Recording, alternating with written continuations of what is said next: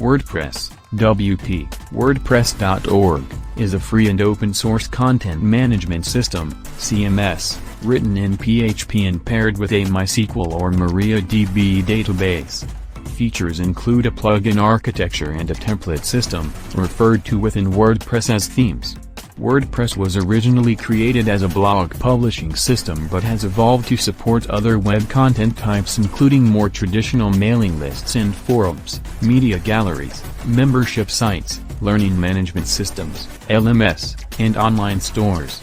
WordPress is used by 41.4% of the top 10 million websites as of May 2021. WordPress is one of the most popular content management system solutions in use.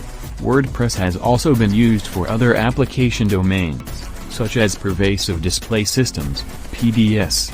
WordPress was released on May 27, 2003, by its founders, American developer Matt Mullenweg and English developer Mike Little, as a fork of v2/Catalog. The software is released under the GPL v2, or later, license. To function, WordPress has to be installed on a web server, either part of an internet hosting service like WordPress.com or a computer running the software package WordPress.org in order to serve as a network host in its own right. A local computer may be used for single-user testing and learning purposes.